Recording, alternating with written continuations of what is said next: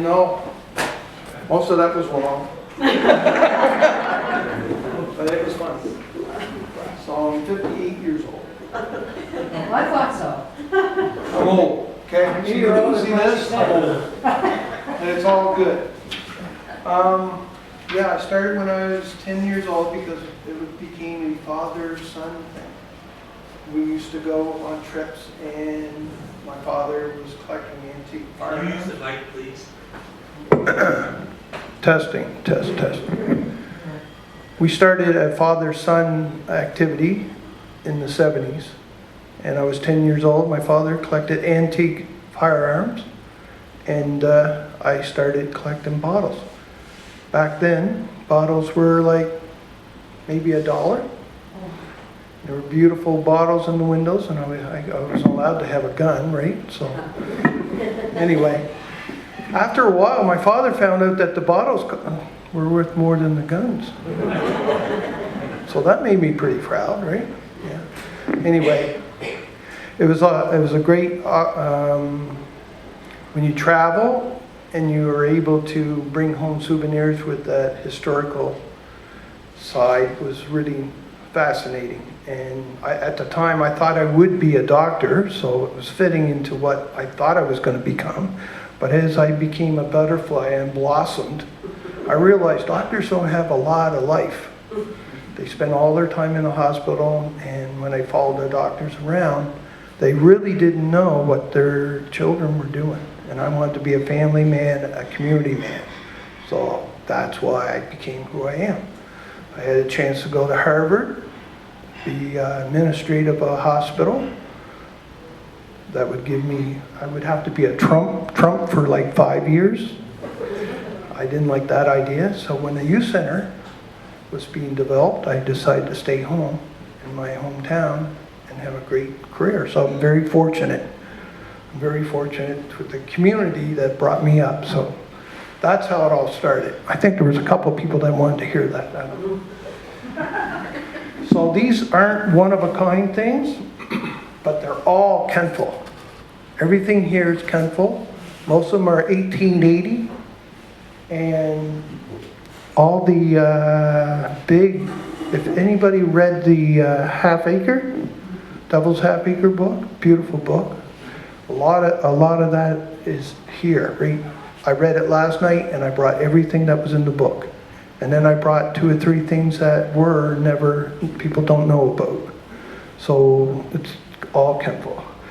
So some of the big drugstores or big hardware stores, a store that had everything back in the 1880s. I'll start with the jugs here. If you have any questions, just interrupt me and ask because it's informal. If you wanted Yeah. to take that mic off, it might, or put it on. Take it on. Yeah. This side. Unless you're coming.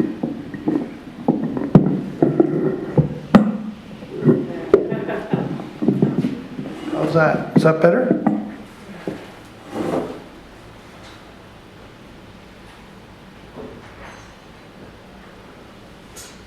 How many people out there know the building with Rockwell on it? Beautiful building, eh? Well, back in the day, they used to sell molasses out of a jug like this. And it's an orchid glaze with a brown on top, and it reads, J.S. Rockwell, importers of crockery company, Kentville, Nova Scotia. So it's very rare to find the ones with the pouring spouts on them. But what I did was I brought an example of every type of glaze. Imagine pouring your molasses with this. Molasses came in barrels, right? Yep. This one is a one-of-a-kind hardware store. It's called SS Strong. Very, very hard to find any evidence that this store was even in existence. This is in perfect shape. This is my collection one. Tomo, what date would be strong? 1890s, Yeah. 1880s. Yeah. On the Rockwell one, that's not the hardware guy. What? On the Rockwell jug. No, that's not the hardware guy, no. No, that's Dr. Stanton Rockwell. He was a general merchant, quit, went down to the States, Maryland, Yep, and then became a dentist. right. Yeah. So So this- this has nothing to do with Wiley. Pardon me? There's nothing to do with Wiley except the relationship was. Right. So, And you were looking for L.J. Cogswell, right? oh yeah, Leander. So the date for that is 1868. Well, I've got it, he was putting advertisements in the Halifax paper in 1850, so it's. Oh, there you before go. that. So that's what the double half acre is indicated, 1868, Wow. yeah. Yeah, okay. So, strong, 1883 is what's printed in the book. So you're right on it. I know you would be. Grocery stores. This was a grocery store. This was a grocery store. All three of them have the pouring spout. This is very early. This one here is porter. Everybody know about the porters in Kentville? No. W.E. Porter, Grocery and Glassware Company, Kentville, Nova Scotia. So it's all right there. They only made one of these to every 100 jugs that they ordered. It cost money to put their names on jugs. So a lot of times when they sold the molasses in this jug, you didn't own that jug. That jug's supposed to come back to the store, right? These bottles cost a lot to put the druggist names in the glass. Every letter was some more money that they put forward. So those are all the pouring jugs. So mostly you get maybe rum jugs that are just normal tops on them. And a lot of times they didn't have that. A lot of times they had paper labels. So when you're collecting the stuff, it's very hard to find the ones with the incise readings on it. It's very valuable. I sold a bottle last week for $1,000. Right? It was from St. John, so I didn't sell any Kentville ones, right? Kind of gives you an idea what we're talking about. Yes? Who owned the jug? Did the store lend it to you, or did you have to buy it? I traveled through time, so I should go back and give it back, right?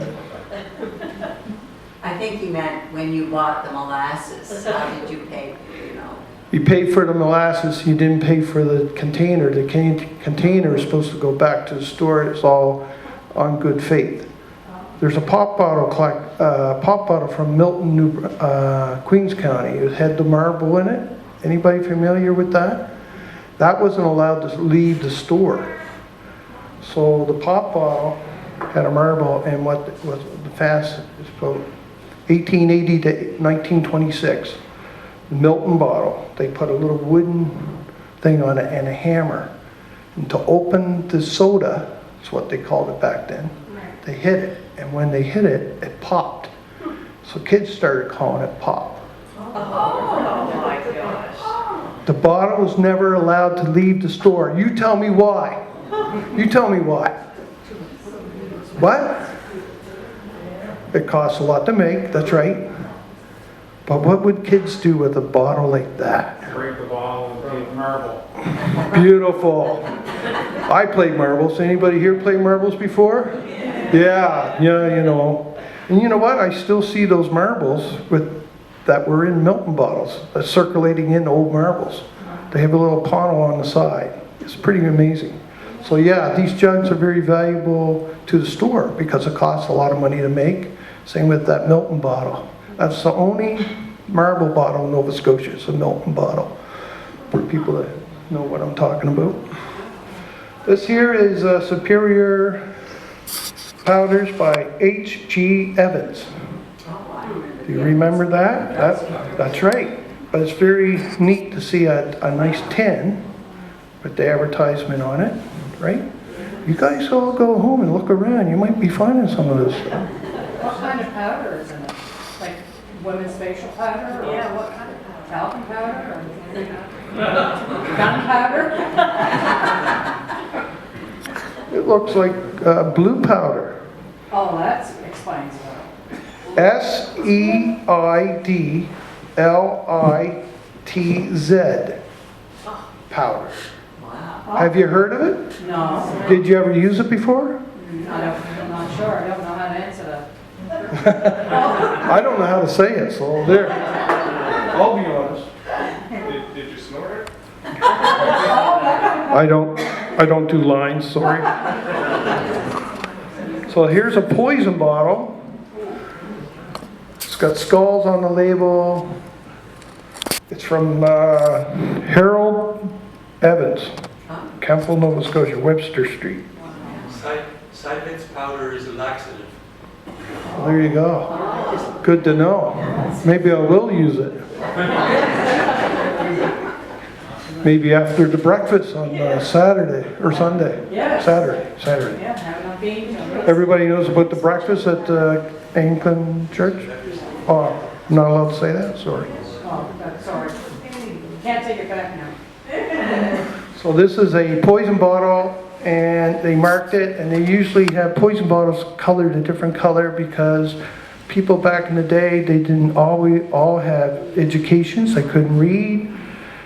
When you see a skull on a label, what does it tell you? Poison. Don't drink it. Right? That's why they got 2 skulls on this and red. That- What else does it say? Pardon me? What else does it say on the bottle? Besides the poison? Does it say uses or does it say? Teach me, right? No, what?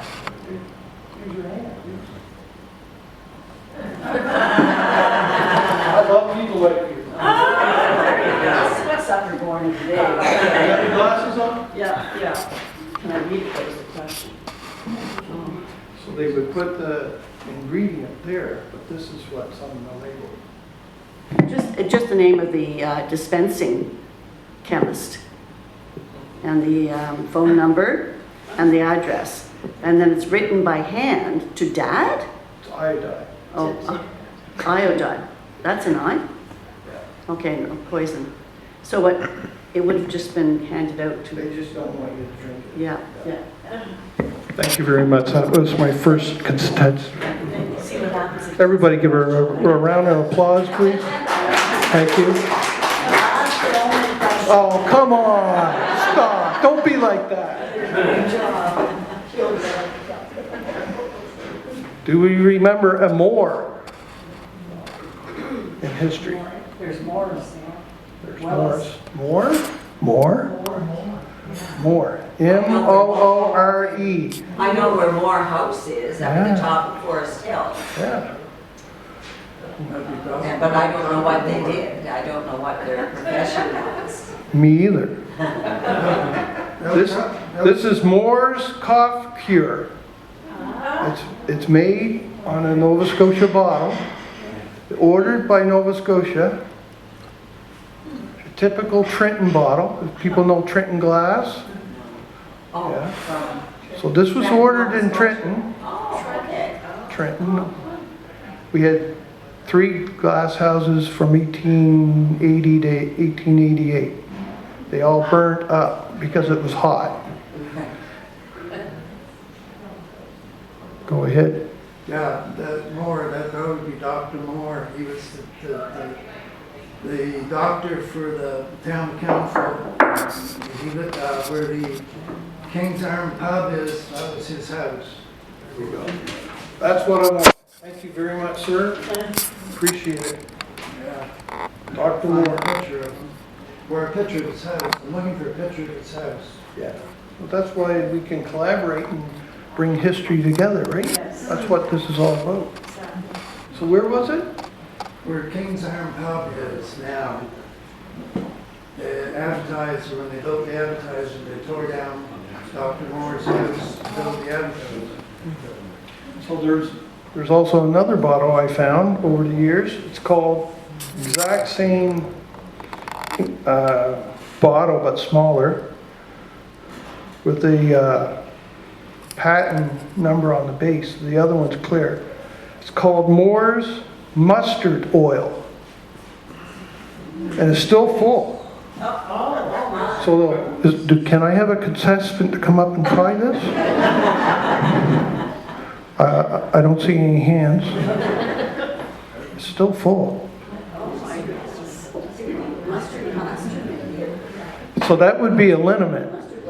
So that'd be a liniment that you rub on a sore, right? You get a cold, you want to use mustard plaster. You could put it on your throat, that's right. Yeah.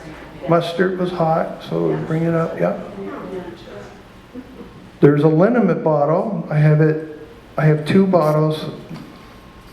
One's amethyst, one's a deep aqua, like water. It looks like the ocean. Beautiful bottles, but they're on display somewhere else. So this is the exact same bottle that Trenton would have used, but they would put the name on it. So the name was Nary's Liniment. Nary's Liniment. So if you know any families with the last name Nary, that would be their family. Mr. Camo told me he has a advertisement that he successfully got for his collection that I've been searching for years. The little devil. But that's good. That makes it fun. I'm sure he'll share it with me sometime, right? Yeah. So yeah, it's nice that you collect and preserve the history for Kentville.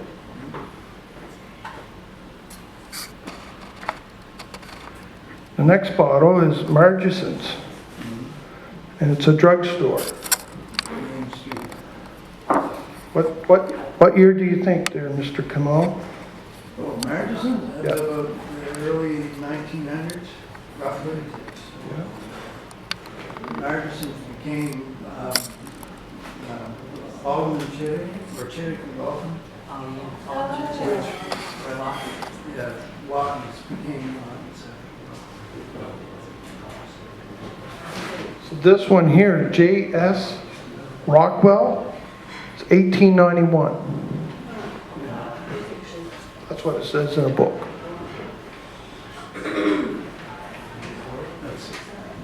Margison, Camo's right. I don't like that, right? When he's right, I don't like that. Oops, he's all right. 1912 is what the book says, right? Find a seat. There's some up front here if you want to sit up front. So this is the chemist bottle. This is 8 ounce. Right at the top of the bottle, they have the ounces. It's very hard to find bigger ones. You usually find small ones. But I just want to bring one example from you. So really, my collection would have from 16 ounce down to half an ounce.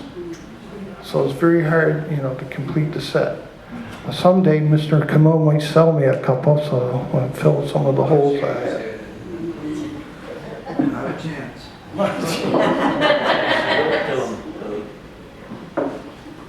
So this is also a Murchison druggist bottle, but he made his own patent medicine.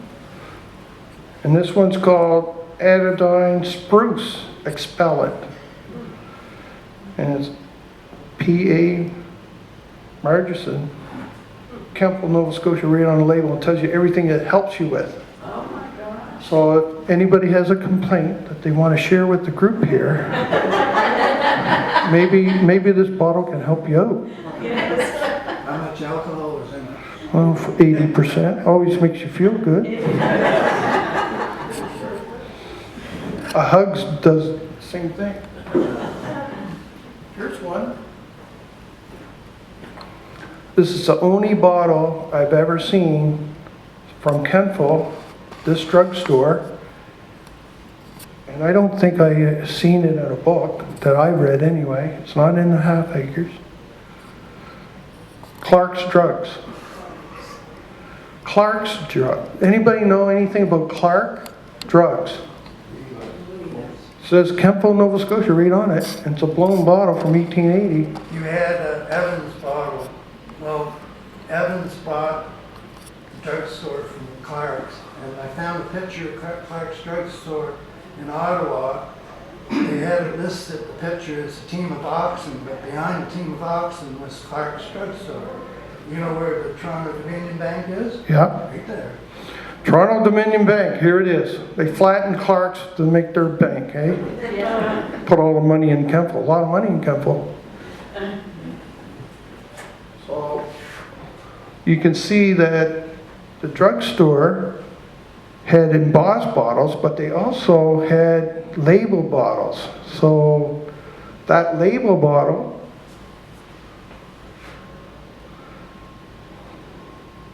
was made at Trenton,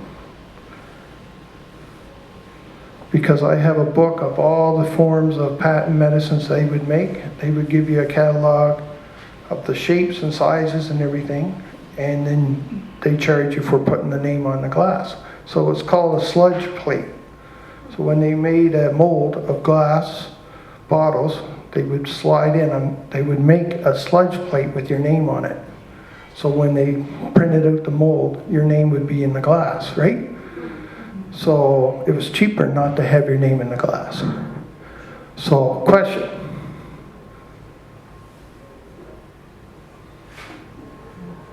Who owns this bottle with the name on it? Oh, the person who has the name. Person that has the name. So you At have the to drugstore. return it. You have to return it. Who would own that bottle without the name on it? Just a paper label. The purchaser? That's right. And you know the drugstores used to pay kids to go around and gather up bottles. Not the two grocery. Oh yeah, they used to pay kids to go and steal, gather up bottles because, you know, it doesn't cost much to get them from kids, right? Yeah.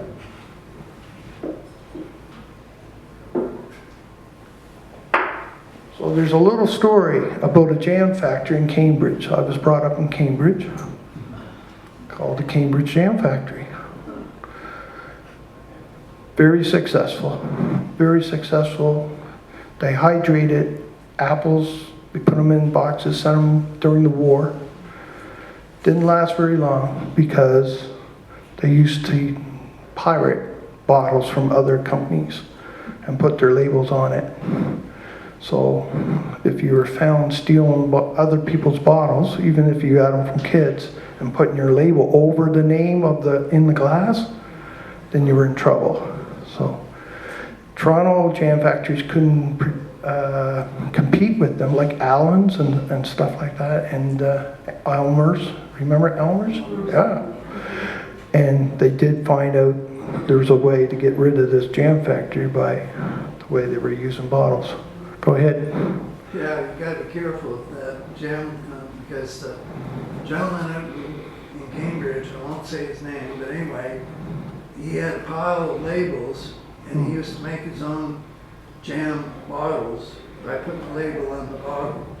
But if you're a collector, you know exactly what, they only used the one bottle. It was a aqua bottle, and it had a slide-on metal top. So when you seen people put the label on other bottles and sell them as the real thing, you knew that they were pirating bottles and it wasn't quite right. There's only one type. It's a metal cap that slid on, had no threads. A lot of people back in the day, we had an antique bottle club, did some digging, and that's the only bottle that they would use for jam. They got in trouble with pirating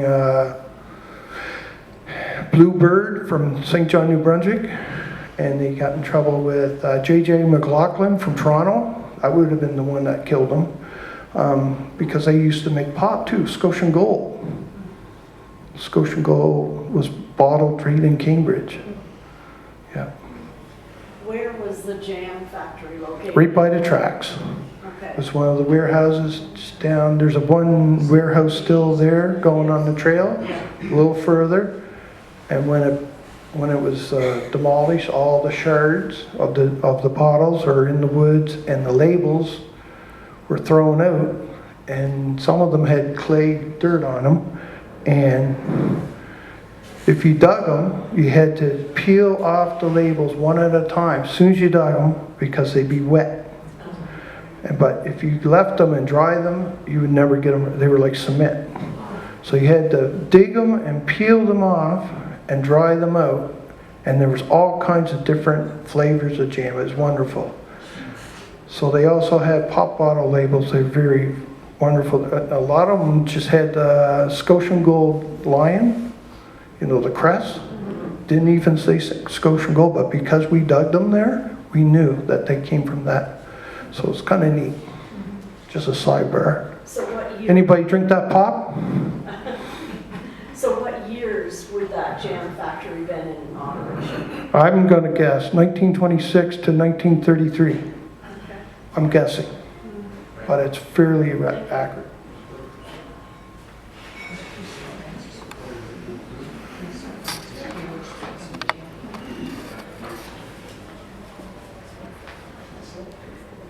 This is McMaster's, Masters, R.S. Masters. I found this to be one of the hardest bottles to find in Kentville. It's got a beautiful motif. It's got a belt. And then it has a guy's hand charging up from the middle of the belt with holding a flower. Now, I've collected a lot of bottles right across Canada. I've never seen anybody use this trademark. I'm going to pass it around. Please don't drop it. Pass it to it. That gives everybody a chance to see something. Isn't that something? Wow. Louis Gallo, what do you think is the dates for that company? Masters. Well, he was mayor of Kentville, sixth mayor of Kentville. And where his shop was the town hall now. But he bought the business from Leander Cogswell, which I mentioned earlier. So he studied up in these books and became a druggist. Period. So it'll be after 1868. Oh yeah. Yeah. So his first name was Robert S. Masters, Yes. Main Street, Yep. and the book had no date for it. But they're super rare bottles. I never find them very often. The embossed one's easy to find. You try to find one with paper label. And I got them with paper labels, but I didn't want to bring all the labels out. But isn't that a beautiful embossing? It is. Now that would have cost a little bit of money to make. You should have seen his handwriting. Beautiful, I bet. Oh yeah. I'd like to see his sign. You got it? Do you know what Bunny? that stands for? Like the fist and the... No, but we could look it up. It's a symbol, yeah. But you don't know what it represents. Okay.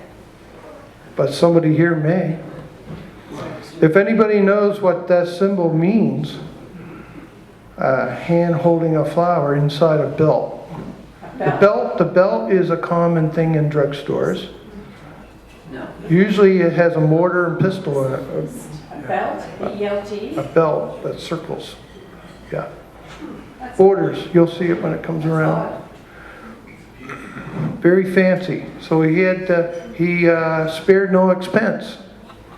He's very fancy, and he went to the States afterwards. Was that the guy? I don't know what happened to him. We don't know. I can't find out where he's buried. Did he go to Berwick? I have no idea. Is he related to the druggist in Berwick, the Masters? The Masters Park up here. He was related to that. But he was from Kentville. He went to Boston, started selling lots up in Masters Park. And that was some relative of his. There's graves up here in Oak Grove, which is named for Robert Masters. So where'd he go? Exactly. So many questions, and that's what this speech is for us to collaborate as a society and nail down these missing pieces of the puzzle, right? Right. I will share everything I know with this society because I'm old. I'm older than you told them. And I'm not going to live forever, right? Yeah, so the date's not there for that one. What? The Masters? Date's not in the book. Well, it'll be about 1890 on up to, I don't know, 1920 maybe. This bottle's my 220th bottle I put in my collection. It's one of the coolest bottles. It's tiny. Just because they're tiny doesn't mean they're not important. Size matters, right? Dr. Kent? This is Dr. Kent's. Is there a Dr. Kent? Or was it Kentville? We don't know. Was it just something brought up? Is it real medicine? I don't know. Might not even be Kent. It is Kentville. I don't know. Stomach and liver pills. Yeah. Anybody got a stomach problem right now? Because it's full. The little beads are in there. It's for your stomach and your liver. Like dots. All I'm saying on this bottle here is all the old directories going back to 1866. There's no mention of a Dr. Kent in any of them. And yet, at the bottom of this label, I know. it says Dr. Kent's Drug Company, Kentville, Nova Scotia. And it's a blown bottle, and it's still got the pills in it. Please don't tell the cops. I'm going to pass this around too because I see so many smiles about this. Imagine, if you had a problem with your liver, you just pop a couple of this and you're good, right? Yeah.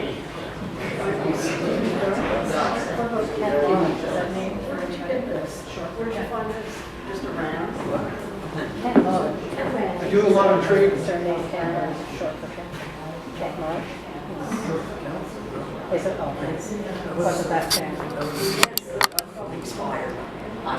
So in the 1930s and 1940s, most of my collection is before 1900 or around 1900.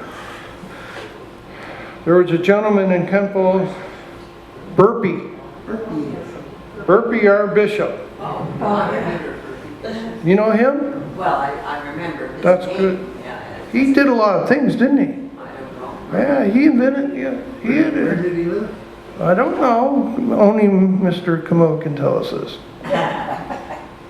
Anybody know where Bella Burns lived? Where Bella Burns, yeah. Oh, yeah, Bella Burns, yeah. Yes. Right That was? there. That was. Oh, that's Maybe where car Bella show. Burns. Yeah, Yeah, okay. that's what he was. Oh, really? So he put out a liniment bottle. How many you got? It can cure anything, and it also helps out the horse. What? That helps man or beast, right here. You got anything? Who was that guy that was a traveling salesman in Kentville here? McPhail. I bet you he had this in his pack. And the full of brush for Watkins. There we go. So yeah, it's an ointment and an inhalant. So, inhalants, back in the day, had a little lamp that heated up a little pan that you put your nose on the top of the, and you were all good. Anybody want to try that? No, thank you. Because it's full. Okay, bring it up home. I got the lamp. You know what I'm talking about then, eh? So this one's called B.R. Bishop liniment. But did you know he had another liniment? Oh, come on, knows. Huh? That's no fun. I'm spoiling it. Ferguson liniment. He also put out a Ferguson liniment. Do you know why there's two liniments? I have no idea. Did he buy out Ferguson? Then he came up with his own version? Or did he have his own version and he created Ferguson? Because Does that he, have a patent number on it? Ferguson's a big name in Halifax. No, does that have They both do. They have to. They were made after 1917. I know, but I went down to Dalhousie with that number, and they won't give you what was in it. Everybody, we're going over to Mr. Camo's house. He's going to cure us all. Some company in the States bought the patent for it, and they won't release the ingredients. That's what happened. Same thing with the miner's liniment. Yeah. You know, the miner's liniment was invented right in Nicktaw, moved to Middleton, was bought, took to Yarmouth, then bought and took to Toronto. Toronto claims that they made this liniment. That's not right. But they own the rights to it.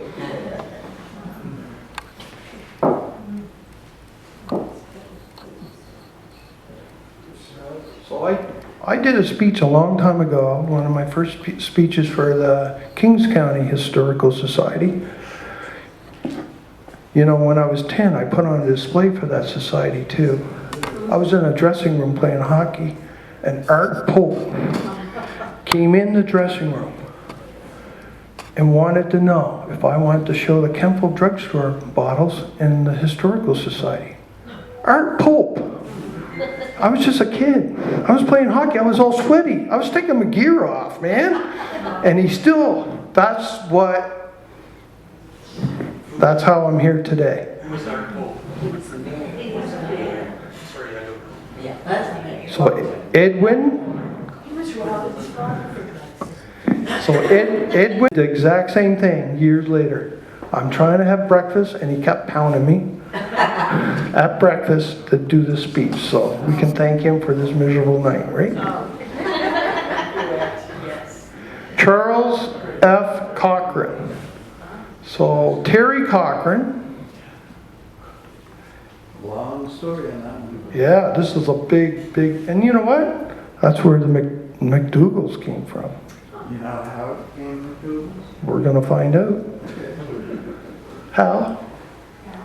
He was an apprentice. He was an apprentice for Cochran, and did he marry his daughter? No, he married his widow. Okay. What happens in Kentville stays in Kentville, right? Louis, you should have known that. You blew it. Just joking, buddy. So yeah, this is a beautiful bottle too. It's very fancy. You got the date on that? On which one? Cochran. Oh, God. That would be 1890, roughly. 1879. Because McDougal took it over later, right? Yeah. So yeah, Charles F. Cochran, and it was a pleasure doing a speech with Mr. Terry Cochran. He lives in Bridgewater, and he was a doctor himself, but we did a talk together. It was fantastic, and that's what gave me the bravery to come here tonight. I don't know if he's still around. He lives in Bridgewater. He lives in Dartmouth now. It's the people you meet on the journey, isn't it?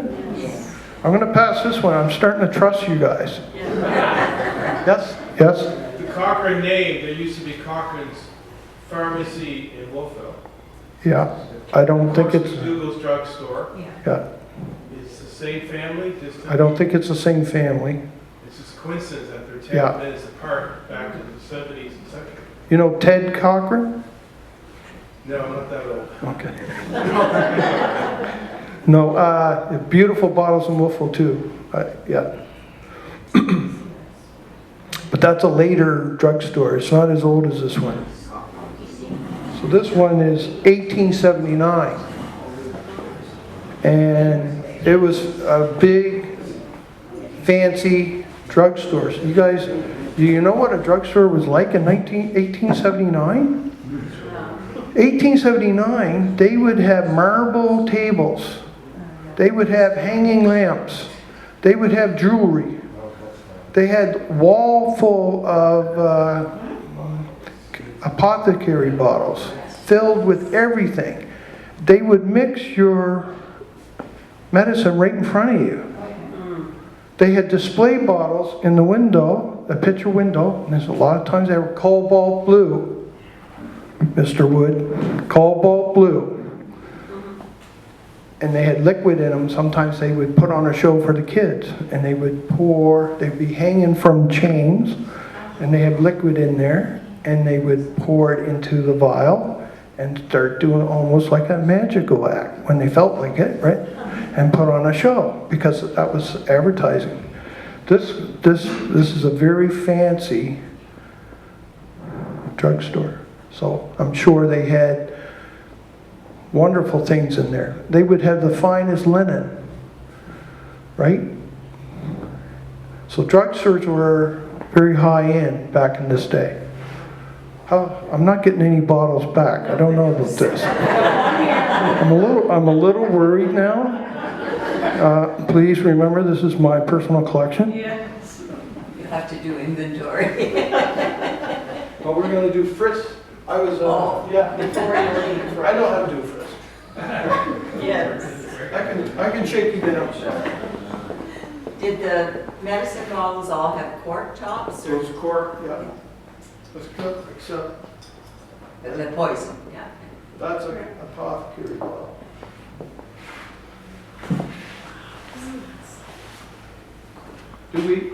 Do we have a pearl in the audience tonight? A pearl? I brought this especially for the Pearl family.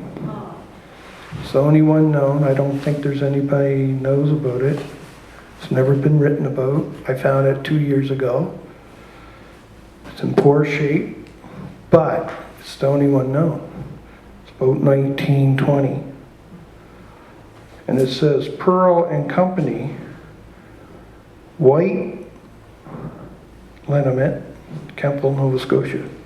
So I'm sure somebody tried their hand at medicine in the Pearl family, and I don't know if they even know. I worked with John Pearl, but I never mentioned it to him because I was retired since then. So, but it might be something that you want to tell Steve.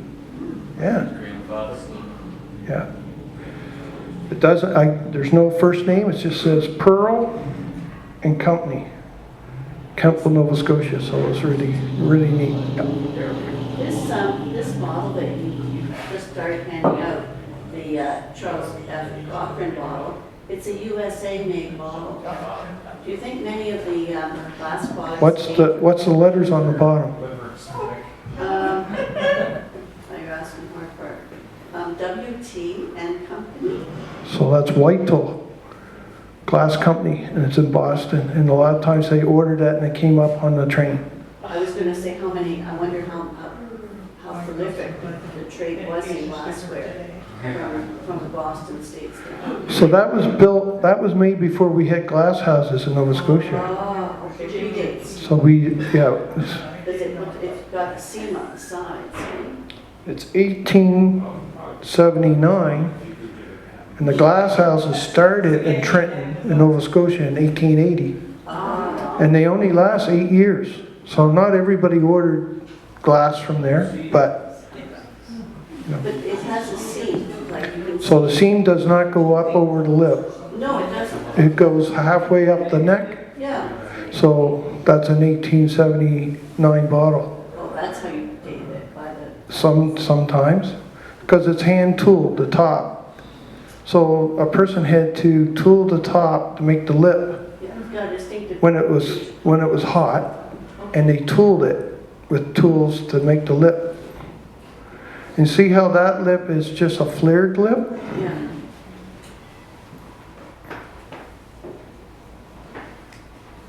And this one here, you can see how it has two, right? That's a later bottle. They start making it so they could put a wire underneath the lip to keep the cork down. The worst thing ever was they sent these bottles and the cork would pop and the medicine be happen a lot with pop bottles, right? Pop.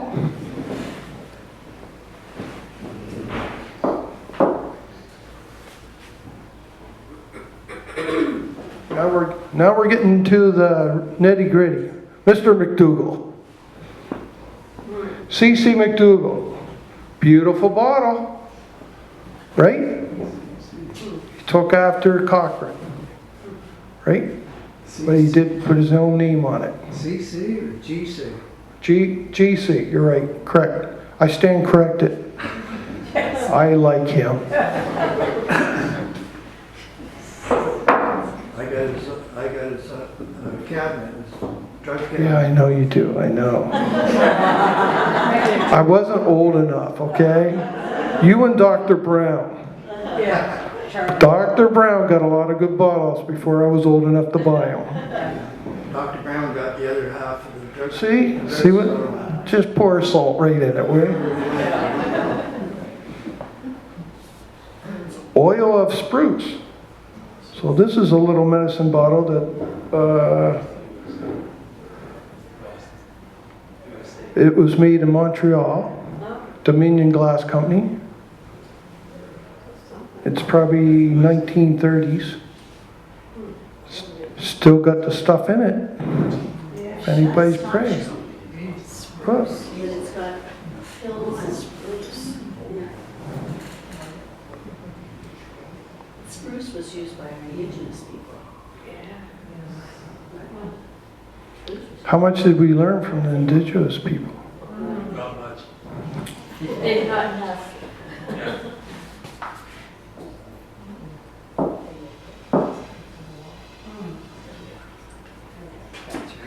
We wouldn't have much of a speech if I didn't bring up the sanatorium, Oh, of course. right?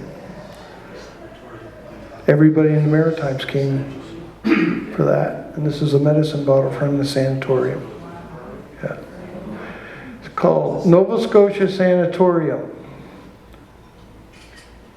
They put the date down on this, 1934. Used in, don't know, can't read it. But usually the doctor's there. Dr. Green. So there have been lots of doctors in the sanatorium, but what a piece of history. I mean, it's got the doctor, it's got the date. It wouldn't put down the patient's name, but it tells you what it had on it. And the only other company I found in Nova Scotia that had quite a few doctors like this, but they were, I don't know, 1880, 1870, 1890, was the Davis Lumber Company. Way out in the wilderness. And they had their own railroad, they had their own doctors, and it was amazing. Every time I found one, it was a different doctor's name. But it was great that they put the dates on them. The date it was filled out, so it's kind of cool. So anyway, I know there's a few bottles out there and they make their way back. I believe that's the last of my bottles, and you're welcome to come up and have a look at any of these and pick them up and use them. And I'm not liable for if you take the medication, okay?